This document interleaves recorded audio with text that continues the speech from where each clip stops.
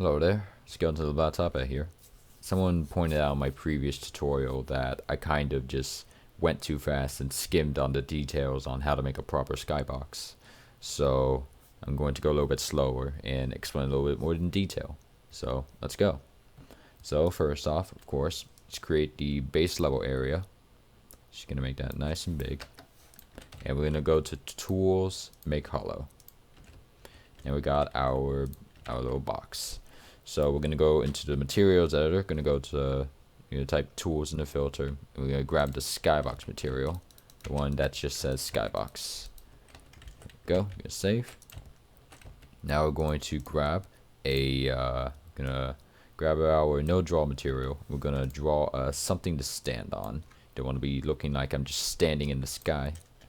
And I'm just gonna grab me a grass material. That can work. Now we're going to create our player object, and we're going to create the sky camera as well. So for the sky camera, just go there. You're going to want to make sure it's centered on 0, 0, 0 on all axes, basically. So down here, right there, can tell you just where you are for the entity's origin position, or well, position away relative from the axis of the world. So once it's centered, we can now grab the skybox and the sky camera, and we're going to also grab the base level since it's just one thing. Shift drag it outwards so that it will copy it as we move it.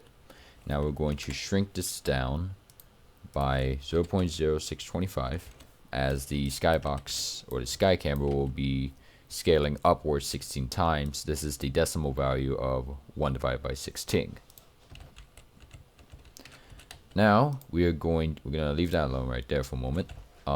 Make sure to go into the base level and delete the sky camera, otherwise it will give you compile errors.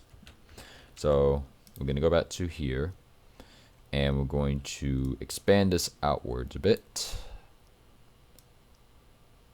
There we go. And we're going to generate we're gonna generate additional geometry around where our level will be sitting. Just gonna hit the left bracket on the keyboard to shrink down the hammer size so that I can generate some additional geometry.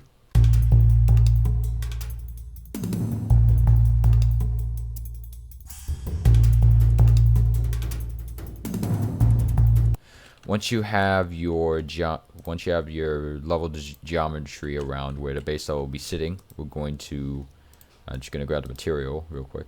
We're gonna delete the base level area. I'm gonna shrink down the texture scale, what we have for this texture, by 16 times.